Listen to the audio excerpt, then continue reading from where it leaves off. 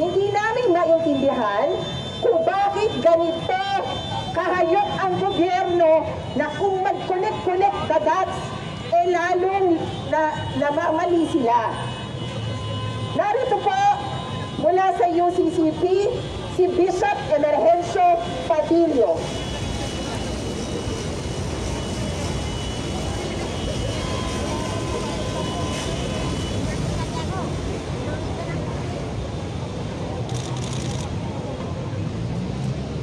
Mga kababayan, mga kapatid at mga kasama, magandang umaga sa ating lahat. Sa pangalan ng mga kasimbahan ng Kristiyano sa Pilipinas, kami ay narito, nakiisa sa sambayanang Pilipino upang tutulan ang isang batas na kailan lang ay ipinasa ng sunod-sunurang 2 kapulungan sa Kongreso.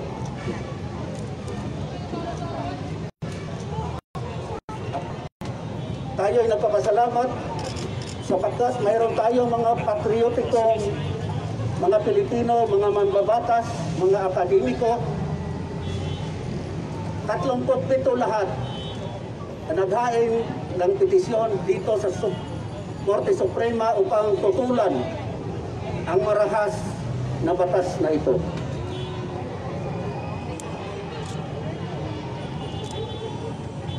Sapagkat sa malalim na pag-aaral ng mga eksperto, ang batas na ito ay magdudulot ng panganib, pangamba sa mga mamamayang Pilipino, kasama na ang mga tagapagtanggol sa karapatang pangtao, mga patriotiko, mga nagmamahal sa bayan, na napakadali nilang pagbintangan, takutin at paslangin. At hindi po nakaligtas ang simbahan.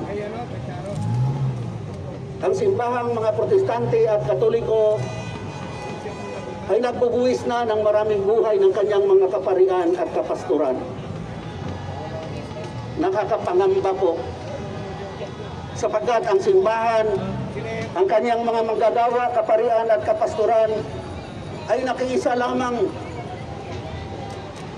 at nagpahayag lamang ng kanyang ministeryo na pagmamalasakit sa mga mahihirap. Sapagkat ito ang kautusan ni Kristo.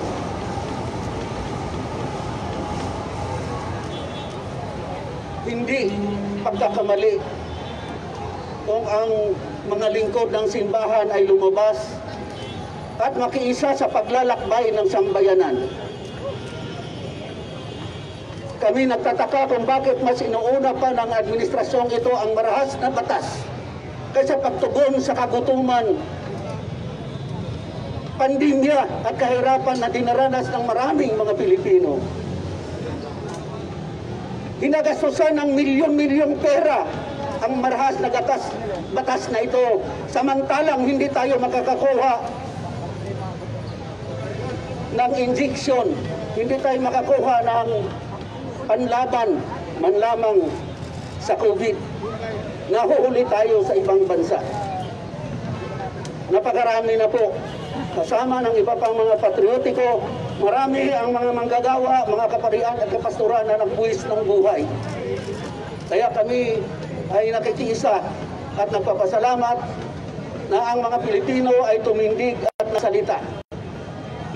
Hindi ang mga makasalanan o mararahas ang nagdadala ng kahirapan sa atin. Mas malaki ang naiambag ng mga matuwid, ngunit hindi nagsalita at hindi tumututol. Kaya huwag ho tayong matakot, magkaisa po tayo.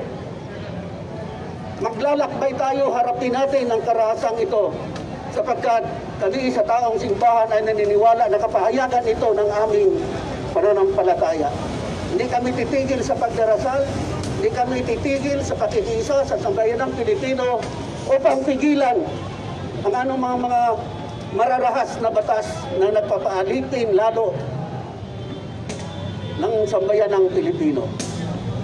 Kaya magkaisa po tayo, huwag tayong mapagod, huwag tayong matakot, sapagkat kung mapapagod o matatakot tayo, ay lalong yuyurakan ang ating mga karapatan.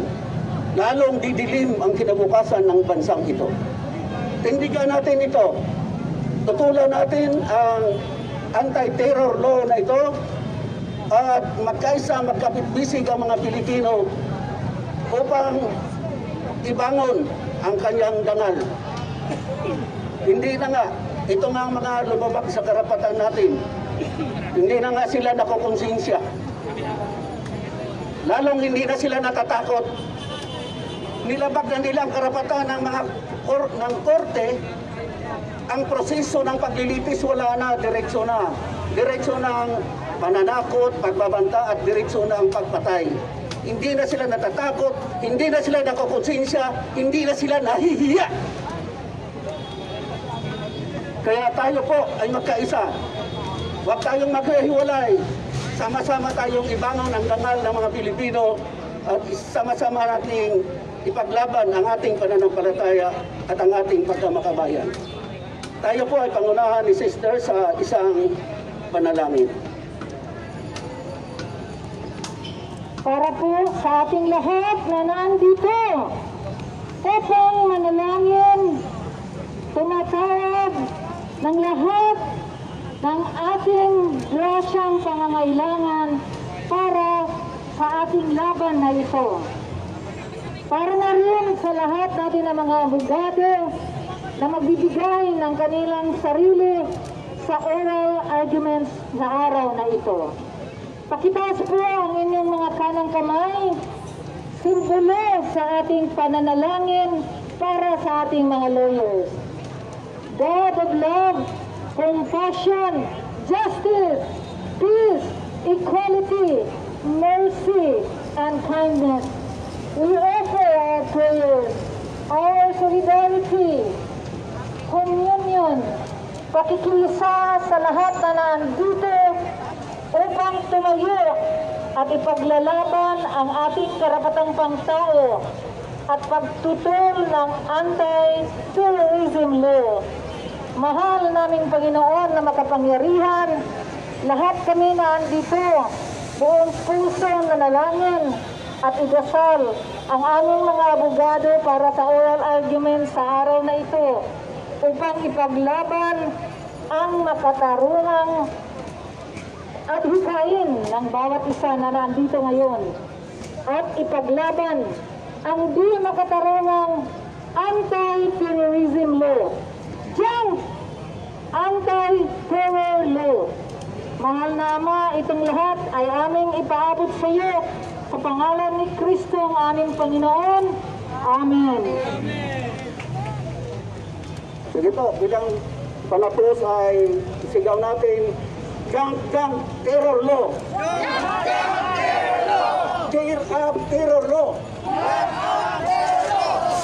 Mabuhay ang sambayan ng Pilipino!